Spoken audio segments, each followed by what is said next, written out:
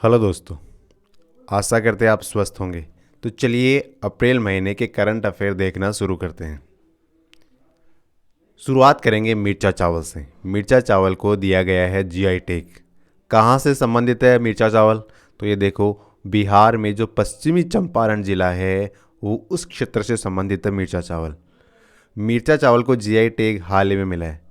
बिहार के और कौन कौन से उत्पाद हैं जिनको जीआई टैग मिल चुका है जो महत्वपूर्ण है, जिसमें एक भागलपुरी जर्दालू आम है। उसके अलावा एक मगही पान का नाम आपने भी सुना होगा। इसके अलावा शाही लीची और मिथिला मखाना। मिथिला मखाना को तो बहुत ज़्यादा दिन भी नहीं हुई है, हाल ही थोड़े दिनों पहले मिला था, चर्चा में रहा था। अगर जो जीआई टैग है सबसे पहले किस पदार्थ को मिला था? जो दार्जिलिंग की चाय है इसको सबसे पहले जीआई टैग का अवार्ड या किताब या मतलब टैग मिला था।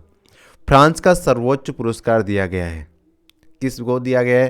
तो एक भारतवंशी है, इनका नाम है किरण नादर जी। किरण नादर जी क्या करते हैं? एक तो समाज सेवी है, दूसरा ये कला संग्राहक है और इनको फ्रांस का सर्वोच्च नागरिक पुरस्कार, जिसे वहाँ की लैंग्वेज में कहे तो सेवेलियर डे ला लीजियन डी ऑनूर कहते हैं। ये फ्रांसीसी लैंग्वेज में है, लेकिन अगर इसे इंग्लिश में ट्रांसलेट करें तो knight of the legion of the honour ये पुरस्कार दिया गया है किरण नादर जी को। किसने प्रदान किया? तो भारत के अंदर जो फ्रांस के राजदूत हैं उनका नाम है इमेन्यूल लैनल। उन्होंने नादर मैडम को ये पुरस्कार हैंड ओवर किया था। आगे बात करते हैं भारत और रोमानिया।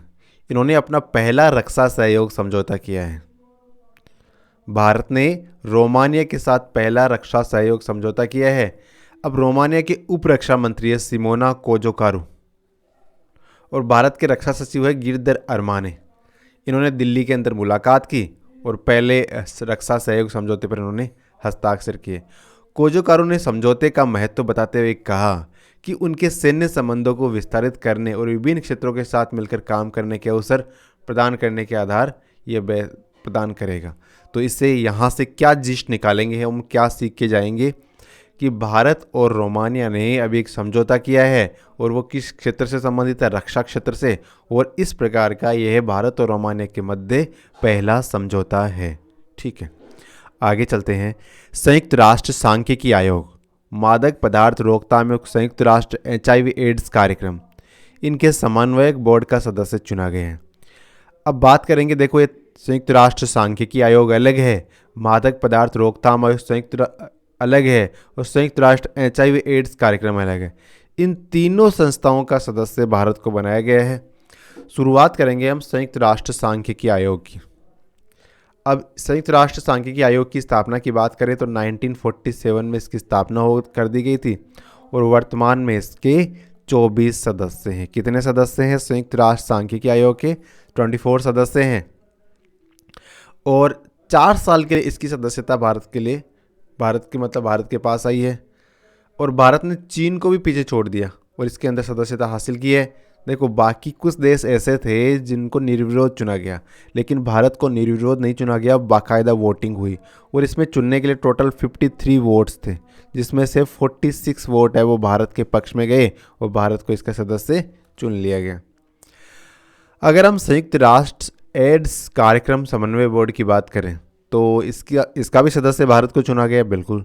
और इसकी स्थापना कब हुई? तो 1994 में, 1994 में संयुक्त राष्ट्र एड्स कार्यक्रम समन्वय बोर्ड की स्थापना हुई थी और स्थापना 1994 में हुई। कब हुई? 1994। अभी संयुक्त राष्ट्र मादक पदार्थ रोकथाम आयोग, तो संयुक्त राष्ट्र मादक पदार्थ रोकथाम आयोग, इसका सदस्य भी भारत को बनाया गया, जैसे हमने हेडिंग में देखा। और इसके वर्तमान में 53 सदस्य है और इसकी स्थापना काफ़ी पहले हो गई थी, काफ़ी पुरानी है। 1946 में इसकी स्थापना हो गई थी। 53 सदस्य देश है। भारत सदस्य है क्या? बिल्कुल, भारत भी इसका सदस्य राष्ट्र है। कोप इंडिया लड़ाकू प्रशिक्षण अभ्यास किया गया। अभ्यास का नाम है कोप इंडिया लड़ाकू प्रशिक्षण अभ्यास। कौन कौन से देशों के मध्य? भारत और अमेरिका के मध्य। और महत्वपूर्ण बात, कहाँ आयोजित किया गया? तो ये देखो, भारत के अंदर जो पश्चिम बंगाल का क्षेत्र है वहाँ पे इसे आयोजित किया गया था। वायुसेना से संबंधित अभ्यास है कोप इंडिया लड़ाकू प्रशिक्षण अभ्यास भारत अमेरिका की वायुसेना के मध्य पश्चिम बंगाल में आयोजित किया गया। रूस में बने भारत के सुकोई 30 लड़ाकू विमान अमेरिका का F-15 स्ट्राइक ईगल लड़ाकू जेटों के साथ लड़ाई करने वाला एक अभ्यास है जिसे कोप इंडिया में भाग लेंगे। कोविड-19 महामारी के कारण यह अभ्यास टाल दिया गया था और 4 साल के अंतराल के बाद इसमें ये देखो अपना हो गया तेजस नहीं, ये सुकोई 30 है, सॉरी, ये हो गया सुकोई 30। और ये आप देख रहे हो ये है यूएसए का मैप। तो देखो यूएसए के मैप में आप देखो कि जो विभिन्न स्टेट है किस तरह से या तो स्क्वायर बने हुए हैं या फिर रेक्टेंगल बने हुए हैं। और जबकि भारत के स्टेट कैसे बन रहे हैं, अपना राजस्थान देखो इस तरह से बना हुआ है, अलग अलग स्टेट अलग अलग शेप में, लेकिन यहाँ पे एक निश्चित जैसे डोरी पकड़ के जैसे आकृति खींची हो ना, उस तरह से फीलिंग यहाँ पे यूएसए के स्टेट्स में आ रही है। आगे चलते हैं। अभी एक रिपोर्ट आई है जो काफ़ी चर्चाओं में भी है। कौन सी रिपोर्ट है? तो ये है इंडिया जस्टिस रिपोर्ट 2022। और इंडिया जस्टिस रिपोर्ट 2022 है, ये इस बार तीसरा एडिशन है। कौन सा? 3rd एडिशन है। और ये क्या देखती है? तो जस्टिस देने में भारत के जो विभिन्न राज्य हैं वो किस तरह का प्रदर्शन कर रहे हैं वो इसमें दृष्टिगत होता है। अब इसको कैटेगरी अलग अलग बनाई गई है। एक बड़े और मध्यम स्टेट हो गए जिनकी आबादी 1 करोड़ से ज़्यादा है, और बाकी वो जिनकी आबादी 1 करोड़ से कम है। तो महत्वपूर्ण 1 करोड़ से ज़्यादा वाली आबादी वाले होंगे। तो देखो कर्नाटक है, उसने टॉप किया है 18 स्टेट्स में, यानी इस कैटेगरी के 18 स्टेट्स थे, उसमें टॉप पे कौन रहा है? कर्नाटक। ठीक है। अभी दूसरे नंबर पे कौन रहा है? तमिलनाडु। इंडिया जस्टिस रिपोर्ट में टॉप पे तो कर्नाटक हो गया, 2 नंबर पे तमिलनाडु हो गया, और तीसरे नंबर पे तेलंगाना हो गया। कर्नाटक, तमिलनाडु, तेलंगाना, ये 3 टॉप 3 पोजीशन पे है इंडिया जस्टिस रिपोर्ट 2022 में। ये रिपोर्ट बनाते समय 4 बातों का ध्यान रखा जाता है, या 4 स्तंभ बनाए गए हैं। इसमें एक तो हो गया पुलिस, एक हो गई जुडिशरी यानी न्यायपालिका, एक हो गया कारागार, एक हो गया कानूनी सहायता। ये 4 पॉइंट्स है। इन 4 पॉइंट्स के आधार पे पॉइंट निर्धारित किए जाते हैं, फिर इनका एवरेज निकाल के ओवरऑल इंडिया जस्टिस रिपोर्ट निकाल ली जाती है। इंडिया जस्टिस रिपोर्ट की शुरुआत कब हुई? हमने क्या बात करी कि इंडिया जस्टिस रिपोर्ट 2019 में शुरू की गई थी, तो इसकी शुरुआत 2019 में हुई। तो 2019 फिर 20 हो गई होगी, फिर 21 में आई नहीं होगी, फिर 22 हो गया। और ये इस बार जो एडिशन जारी किया गया है वो कौन सा एडिशन है? वो तीसरा एडिशन है। तो इंडिया जस्टिस रिपोर्ट की शुरुआत टाटा ट्रस्ट के द्वारा की गई, और इस बार कौन सा एडिशन था? तीसरा एडिशन था। अब हम विभिन्न स्टेट को देखते हैं। तो देखो सबसे पहले हमने क्या बात करी, टॉप पे कौन था? टॉप पे था अपना कर्नाटक, और 10 में से इसका स्कोर कितना है? 6.38। दूसरे नंबर पे कौन है? तमिलनाडु, इसका स्कोर 6.11। तीसरे नंबर पे गुजरात, इसका स्कोर 6.11। तीसरे पे तेलंगाना, सॉरी, जिसका भी लगभग बराबर स्कोर है लेकिन पॉइंट में थोड़ा सा नीचे है। फिर गुजरात चौथे नंबर पे 5.60 के साथ में, आंध्र प्रदेश 5.41 के साथ में 5वें नंबर पे। अब आप एक बात देखोगे कि जो अच्छा स्कोर कर रहा है ना उसका डार्कन इस तरह से कलर किया हुआ है, और रस्ट वाला ये पोर्शन है। तो आप देखोगे जो साउदर्न इंडिया है अपना, उसके सारे स्टेट है ना वो बेस्ट स्कोर कर रहे हैं इसमें, यानी साउदर्न स्टेट अच्छा कर रहा है। फिर इधर देखो गुजरात अच्छा कर रहा है इंडिया जस्टिस रिपोर्ट के अंदर। लेकिन रस्ट स्थिति में देखें तो राजस्थान हो गया, इधर हरियाणा हो गया, यूपी हो गया, है ना, ये सारे स्टेट है, ये बिहार हो गया, ये सारे स्टेट है जो इस पश्चिम बंगाल भी हो गया। यानी ये बेल्ट है ना, ये बेल्ट इंडिया जस्टिस रिपोर्ट में अच्छा नहीं कर रही है। तो देखो टॉप पे कौन रहा? टॉप पे कर्नाटक, ये आपको स्पेशली याद रखना है। अगर सबसे बुरा प्रदर्शन कौन कर रहा है तो उत्तर प्रदेश सबसे लास्ट में और पश्चिम बंगाल 2 नंबर पे है। ठीक है। अगर हम इस रिपोर्ट को थोड़ा और डीपली देखें और राजस्थान के संदर्भ में बात करें तो देखो राजस्थान की रैंक कितनी रही? 18 राज्यों के अंदर राजस्थान की रैंक रही 15। और रैंक में परिवर्तन हुआ है क्या? बिल्कुल, 5 स्थानों का इसको नुकसान हुआ है, और इसका स्कोर राजस्थान का स्कोर है 4.36। 10 में से स्कोर है 4.36। अगर पिलर्स की बात करें तो पुलिस में राजस्थान का रैंक है 14वीं रही है। प्रिजन में यानी जेलों के मामले में थोड़ी बहुत स्थिति फिर भी ठीक है, 8वें नंबर पे। जुडिशरी में ये 17 नंबर पे, और लीगल एड में भी 17 नंबर पे, यानी ये हालत ख़राब है यहाँ पे। ठीक है, आगे चलते हैं। पोलैंड का शीर्ष पुरस्कार ऑर्डर ऑफ वाइट ईगल किसे दिया गया है? तो देखो पोलैंड का पुरस्कार है, टॉप का टॉप, जैसे भारत का भारत रत्न होता है उसी तरह से पोलैंड का शीर्ष पुरस्कार है ऑर्डर ऑफ वाइट ईगल। और ये इस बार दिया गया है व्लादिमीर जेलेंस्की को। और जेलेंस्की कौन है? तो ये यूक्रेन के राष्ट्रपति है। तो देखो रशिया वर्सेज यूक्रेन ये चल रहा है वॉर, और जो यूरोपियन कंट्रीज़ है वो किसको सपोर्ट कर रहे हैं? वो यूक्रेन को सपोर्ट कर रहे हैं। और जेलेंस्की को मोटिवेट रखने के लिए इनको ये अवार्ड इनको दिया जा रहा है, लगातार विभिन्न देश इनको ये अवार्ड दे रहे हैं। The order of white eagle है ये पोलिस, अगर मतलब वहाँ की पोलैंड की लैंग्वेज में बात करें तो इसे ऑर्डर ओर्ला बेलगो भी कहते हैं। क्या कहते हैं? ऑर्डर ओर्ला बेलगो भी कहते हैं। पोलैंड का सर्वोच्च क्रम है और दुनिया में सबसे पुराने पुरस्कारों में से एक है, और ये अभी भी दिया जा रहा है, तो इसकी इंपॉर्टेंस अपने आप में काफ़ी ज़्यादा है। T20 क्रिकेट में अंपायरिंग करने वाली पहली महिला कौन बनी है? किम कॉटन। किम कॉटन जी है जो T20 क्रिकेट के अंदर अंपायरिंग करने वाली पहली महिला बन गई है। कहाँ की रहने वाली है? तो न्यूजीलैंड है, वहाँ की रहने वाली है किम कॉटन जी। और एक्चुअली इन्होंने क्या किया, पुरुषों का मैच के अंदर अंपायरिंग करी है, वो मतलब वुमेंस के मैच में नहीं, पुरुषों के मैच में अंपायरिंग करी है T20 के अंदर, और ऐसा करने वाले दुनिया की पहली अंपायर बन गई है। तो इनका नाम जरूर याद रखिए, क्या नाम है? किम कॉटन। और कहाँ से संबंधित है? तो न्यूजीलैंड से संबंधित है। ठीक है, न्यूजीलैंड देश से संबंधित है। एक्सिस बैंक ने व्यापारियों के लिए डिजिटल दुकान व्यवसाय प्रबंधन समाधान पेश किया। यानी एक्सिस बैंक है, उन्होंने व्यापारियों के लिए एक नई सुविधा शुरू की है, डिजिटल दुकान व्यवसाय प्रबंधन। और इसमें वही होगा कि भाई पॉइंट ऑफ सेल ये टर्मिनल होगा, डिजिटल पेमेंट के लिए, इन्वेंट्री मैनेजमेंट के लिए, बिलिंग के लिए, काफ़ी चीज़ों के लिए ये काफ़ी उपयोगी होने वाला है। गांधी सियासत और सांप्रदायिकता, ये पुस्तक किसके द्वारा लिखी गई है? तो पीयूष बाबेल साहब है, इन्होंने लिखी है गांधी सियासत और सांप्रदायिकता नामक की किताब। किसने? पीयूष बाबेल ने। तो गांधी सियासत और सांप्रदायिकता जो पुस्तक है इसकी रचना किसने करी है? पीयूष बाबेल ने करी है।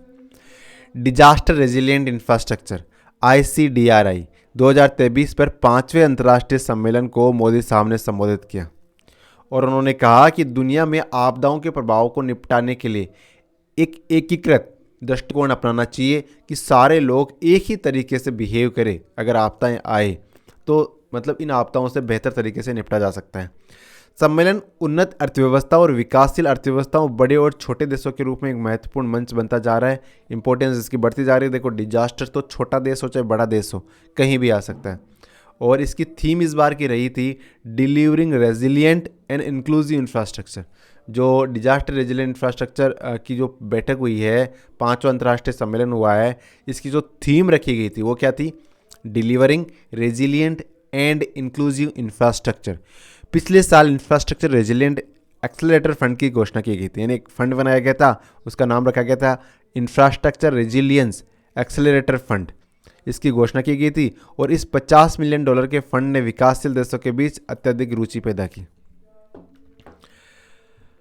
भारत ने आधिकारिक तौर पे 23 सितंबर 2019 को न्यूयॉर्क में 2019 संयुक्त राष्ट्र जलवायु कार्रवाई शिखर सम्मेलन में CDRI का शुभारंभ किया था। और ये देशों, संयुक्त राष्ट्र एजेंसियों, बहुपक्षीय विकास बैंकों, निजी क्षेत्रों और शैक्षणिक संस्थानों का एक अंतर्राष्ट्रीय गठबंधन है। यानी इसमें ऐसा नहीं कि कोई देश ही पार्टिसिपेट कर रहा है, इसमें निजी क्षेत्र भी, शैक्षणिक संस्थान भी, बहुपक्षीय बैंक भी, यानी मल्टी सेक्टरल कह सकते हैं इसे। और इसका उद्देश्य तो सीधी सी बात है, आपदा को मिनिमाइज करना और आपदा प्रतिरोधी जो इंफ्रास्ट्रक्चर है उसको बेहतर करना। यानी अगर आपदा आती है तो उसको रोकने के लिए, रोकथाम, आपदा आने से पहले उसको रोकथाम करने के लिए जो इंफ्रास्ट्रक्चर है उसको बेहतरीन करने का कार्य इसका उद्देश्य रखा गया है। मुख्यालय कहाँ पे इसका? तो नई दिल्ली में। कहाँ पे? न्यू दिल्ली के अंदर इसका हेडक्वार्टर है। और इसके संस्थापक सदस्यों में भारत, ऑस्ट्रेलिया हो गया, इसके अलावा भूटान भी है, फिजी भी है, इंडोनेशिया भी है, Italy, Japan, Maldives, Mexico, Mongolia, Rwanda, Sri Lanka, United kingdom.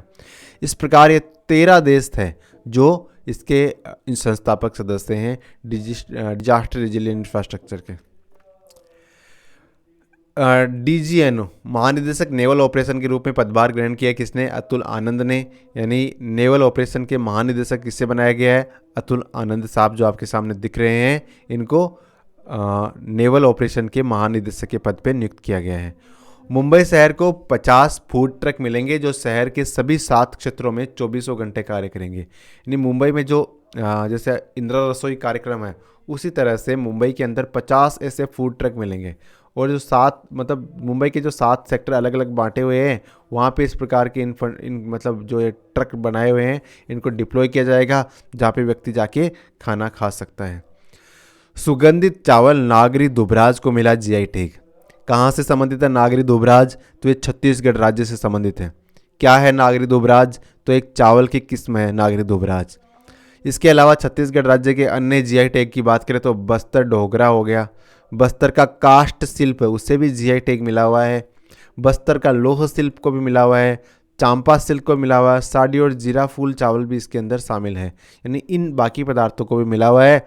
लेकिन अभी हाल ही में जो चर्चा में रहा था नागरी दुबराज, और नागरी दुबराज क्या है? तो एक सुगंधित चावल की किस्म है। अंतर्राष्ट्रीय विवेक दिवस मनाया गया कब? 5 अप्रैल को। तो इंटरनेशनल डे ऑफ कॉन्साइंस भी कह सकते हैं इसे। और ये 5 अप्रैल को मनाया गया।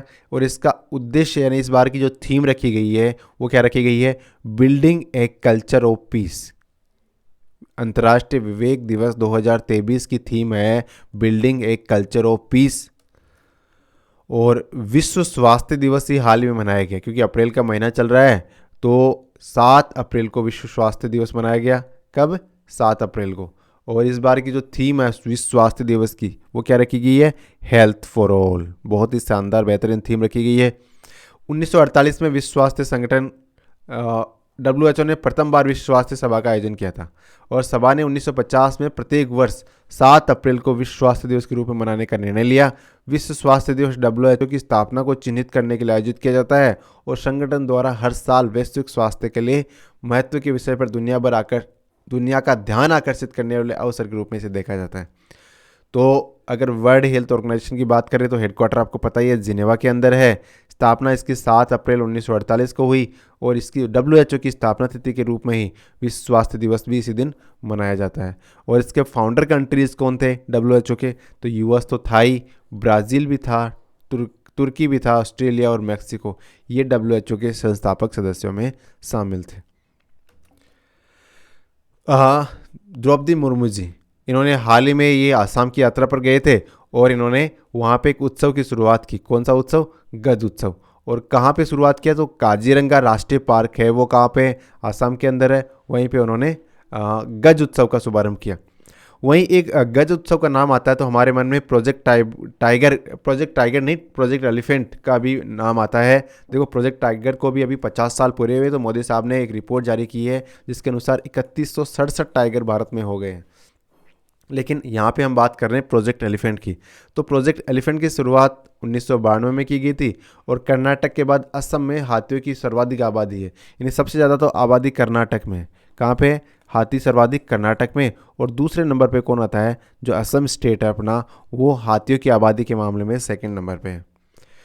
UEFA यूरोपियन फुटबॉल एसोसिएशन के अध्यक्ष बने हैं कौन? अलेक्जेंडर सेफरीन। कब स्थापना हुई थी UEFA की, या यूं कहे यूरोपियन फुटबॉल एसोसिएशन की? तो 15 जून 1954 को UEFA की स्थापना हुई थी। कहाँ पे इसका हेडक्वार्टर है? तो नियोन स्विट्जरलैंड के अंदर इसका हेडक्वार्टर है। और इसके वर्तमान में 55 सदस्य देश हैं। और वर्तमान में अध्यक्ष कौन है? अलेक्जेंडर सेफरीन साहब इसके अध्यक्ष हैं। संयुक्त सैन्य अभ्यास एक्स कवच का आयोजन किया गया। कहाँ पे? अंडमान और निकोबार कमांड के द्वारा आयोजित किया गया। अंडमान निकोबार क्षेत्र के अंदर ही अंडमान निकोबार कमांड ने थल सेना, नौसेना और वायुसेना और तटरक्षक बलों की संपदाओं को शामिल करते हुए, यानी इसमें थल सेना भी थी, नौसेना भी थी, वायुसेना भी थी और तटरक्षक बल भी थे, और एक अभ्यास किया गया और उसका नाम दिया गया अक्ष कवच। क्या नाम दिया गया? अक्ष कवच। ACI की रिपोर्ट के अनुसार दुनिया का सबसे व्यस्त एयरपोर्ट घोषित किया गया हर्ट्सफील्ड जैक्सन अटलांटा। जो हर्ट्सफील्ड जैक्सन अटलांटा है ये दुनिया का सबसे व्यस्त हवाई अड्डा है। कौन सा? हर्ट्सफील्ड जैक्सन अटलांटा। अगर बात करें भारत का जो इंदिरा गांधी अंतर्राष्ट्रीय हवाई अड्डा है, ये दुनिया में सबसे व्यस्त हवाई अड्डों के अंदर कौन से नंबर पे आता है? तो ये आता है 9वें नंबर पे, 9th नंबर पे आता है अपना इंदिरा गांधी अंतर्राष्ट्रीय हवाई अड्डा। और ये रिपोर्ट कौन जारी करती है? तो एयरपोर्ट काउंसिल इंटरनेशनल नाम की संस्था है, ये इसकी रिपोर्ट जारी करती है। और इसके अंदर जो हार्ट स्पीड वाला है ना, जक्सन अटलांटा इंटरनेशनल एयरपोर्ट, इसमें 9.37 करोड़ यात्री आए थे इस पिछले साल। तो ये कह सकते हैं कि दुनिया का सबसे ज़्यादा व्यस्त हवाई अड्डा है। अगर एसीआई की बात करें तो एसीआई की स्थापना 1970 में हुई थी और इसकी full form airport council international है। ठीक है, आगे चलते हैं। एन नाडा ने भारोत्तोलन संजीता चानू पर 4 साल का प्रतिबंध लगा दिया। देखो, राष्ट्रमंडल खेलों में 2 बार की चैंपियन रही हुई है कौन? संजीता चानू जी। और डोप टेस्ट किया गया इनका, तो डोप टेस्ट में असफल रही। तो देखो, डोप टेस्ट में अगर असफल रहते हैं तो फिर उन पर प्रतिबंध लगाना आवश्यक है, क्योंकि अनइथिकल मीन्स स्पोर्ट्स में कभी अलाउ नहीं होंगे। तो संगीता चानू जी है, मतलब संजीता चानू जी है, इन पे कितने साल का? 4 साल का प्रतिबंध लगा दिया गया है। और अगर नाडा की बात करें, नाडा की full form national anti doping agency हो गया। हेडक्वार्टर इसका नई दिल्ली के अंदर है। 24 नवंबर 2005 को स्थापना की गई थी इसकी। और इसके चेयरमैन कौन होते हैं? तो जो भारत के स्पोर्ट्स मिनिस्टर होते हैं ना, वो इसके चेयरमैन मतलब जो पदासीन अधिक जो होंगे मंत्री, वही इसके चेयरमैन होंगे। फीफा की नई रैंकिंग जारी की गई है और इसमें देखो टॉप पे कौन है। तो इस बार का विश्व विजेता कौन है? अर्जेंटीना। वो फीफा की रैंकिंग में भी टॉप पे बना हुआ है। अभी अगर भारत की बात करें तो भारत है वो 101वें नंबर पे। FIFA the federation of international day football association, इसके प्रेसिडेंट जियानो इन्फेंटिनो है, आपको अच्छे से रटा हुआ है। हेडक्वार्टर इसका जूरिक में है, जो स्विट्जरलैंड का एक शहर है। और इसका फाउंडेशन यानी फीफा का फाउंडेशन कब हुआ था? 1904 में 21 मई को हुआ था। ये यानी काफ़ी पुरानी संस्था है फीफा। भारतीय राष्ट्रीय राइफल एसोसिएशन ऑफ इंडिया के अध्यक्ष बने कौन? कलिकेश नारायण। भारतीय राष्ट्रीय rifle association, national rifle association of India, इसके जो नए अध्यक्ष बने हैं कलिकेश नारायण साहब बने हैं। और इसकी स्थापना कब की गई नेशनल राइफल एसोसिएशन की? तो इसकी स्थापना 1951 में की गई। 1951 में राष्ट्रीय राइफल एसोसिएशन की स्थापना की गई। हाल ही में आरबीआई द्वारा प्रवाह पोर्टल लॉन्च किया गया। तो प्रवाह पोर्टल का संबंध किससे है? तो आरबीआई ने इसे लॉन्च किया, तो आरबीआई से है। और इसका उद्देश्य क्या है? तो आरबीआई के जो गाइडलाइन में, रेगुलेशन में जो भी एंटिटीज आती है, जैसे बैंक हो गए, फाइनेंशियल इंस्टीट्यूशन जो हो गए, उनकी प्रक्रिया को ईजी बनाने के लिए, यानी प्रभावपूर्ण बनाने के लिए इस पोर्टल को लॉन्च किया गया है। आरबीआई की बात करें तो शक्तिकांत दास वर्तमान में इसके अध्यक्ष हैं या गवर्नर है। इसकी स्थापना 1 अप्रैल 1935 को हुई थी। हेडक्वार्टर इसका कहाँ पे? मुंबई शहर में है। और वित्त वर्ष 2023 में अगर देखें सबसे ज़्यादा जीआई टैग कौन से राज्य को मिले हैं, तो अपना केरल राज्य है, उसको सबसे ज़्यादा जीआई टैग प्राप्त हुए हैं एक फाइनेंशियल ईयर में। ठीक है, फाइनेंशियल 2023 में सबसे ज़्यादा जीआई टैग किसे मिले हैं? तो ये अपने केरल राज्य को मिले हैं। केरल की ये देखो अपने सामने केरल का मैप आ गया है। भारत का जो पश्चिमी घाट है उस हिस्से पे केरल राज्य अपना अवस्थित है। मैप को आप लोकेट कर ही सकते हो। और इस शेप में जो बना हुआ अपना राज्य है वो है केरल। और इसके वर्तमान में गवर्नर है आरिफ मोहम्मद खान और चीफ मिनिस्टर है पिनाराई विजयन साहब। और कैपिटल क्या है? तिरुवनंतपुरम है, वो केरल की कैपिटल है। अडानी समूह की बिजली कंपनी अडानी पावर लिमिटेड ने पड़ोसी देश बांग्लादेश को बिजली आपूर्ति शुरू कर दी। यानी अब अडानी साहब भारत में तो बिजली दे ही रहे हैं, बांग्लादेश को भी बिजली की आपूर्ति कर रहे हैं। और इसी के लिए झारखंड के गोड्डा जिले में एक थर्मल पावर प्लांट बनाया गया था, जिससे 800 मेगावाट की ultra super critical power generation unit लगाई। और कंपनी ने बांग्लादेश को इसमें से 748 मेगावाट की बिजली आपूर्ति देनी शुरू कर दी है। अडानी पावर की बात करें तो 1996 में स्थापना हुई थी और अहमदाबाद में इसका हेडक्वार्टर है ही। फाउंडर गौतम अडानी साहब हैं। बनारसी पाना और बनारसी लंगड़ा आम को जीआई टैग मिला। तो देखो जीआई टैग एक तो बनारसी पान को मिल गया है, बनारसी लंगड़ा आम को मिल गया है। और 11 साल, इस साल 11 और जीआई टैग उत्तर प्रदेश राज्य को मिले हैं। जीआई टैग अधिनियम की बात करें तो 2009 का अधिनियम है, 1999 का अधिनियम है जीआई टैग अधिनियम। लेकिन इसको लागू करने में 4 साल लग गए, क्योंकि ये 2003 में लागू हुआ। पहली बार दार्जिलिंग चाय को जीआई टैग दिया गया था। और जीआई टैग जब दिया जाता है तो ये 10 साल के लिए दिया जाता है, यानी इसकी वैलिडिटी, जीआई टैग की वैलिडिटी 10 ईयर के लिए रहती है। बनारसी पान और बनारसी लंगड़ा आम को जीआई टैग प्रदान किया गया है। भारत और भूटान सीमावर्ती जयगांव के निकट पहली एकीकृत चेक पोस्ट बनाएंगे। यानी भारत है वो भूटान देश है, उसके साथ में जो अपना क्षेत्र पड़ता है सीमावर्ती क्षेत्र जलगांव, वहाँ पे एक पोस्ट बनाएंगे। और भूटान के राजा कौन है? नामग्याल वांगचुक। ये जलगांव है, जयगांव। ये पश्चिम बंगाल का ही एक गांव है जहाँ पे चौकी स्थापित की जाएगी। और हाल ही में राजा नामग्याल वांगचुक साहब ने मोदी साहब से मुलाकात की और इस संदर्भ में उन्होंने बातचीत की। अमित शाह ने गुजरात में भगवान हनुमान की मतलब हनुमान जी की 54 फुट ऊंची प्रतिमा का अनावरण किया है और भारत की सबसे ऊंची हनुमान जी की प्रतिमाओं में से एक शुमार होती है। हालांकि ये टॉपेस्ट नहीं कह सकते क्योंकि इस प्रकार का दावा किया नहीं गया है, लेकिन 54 फुट ऊंची प्रतिमा है और हनुमान जी की प्रतिमा है और अनावरण इसका किया गया अमित शाह द्वारा। और कहाँ स्थापित की गई है? गुजरात के अंदर। वेल्लेपुरम न्यू एनर्जी लिमिटेड के सीईओ और कार्यकारी निदेशक बने हैं कपिल माहेश्वरी। किसका? वेलस्पन न्यू एनर्जी लिमिटेड है, इसके सीईओ और कार्यकारी निदेशक बन गए हैं किसे? कपिल माहेश्वरी जी को बनाया गया है। और ये क्या है? एक प्राइवेट लिमिटेड कंपनी है और स्थापना इसकी 2002 में हुई थी। इतनी ज़्यादा महत्वपूर्ण नहीं है ये न्यूज़, फिर भी अगर न्यूज़ में आती है तो कहीं ना कहीं ये रिलेट कर सकते हैं। तो बाकी आज की वीडियो को यहीं समाप्त करते हैं। उम्मीद है आपको हमारी सीरीज़ पसंद आ रही है, तो लगातार बने रहो, पढ़ते रहो।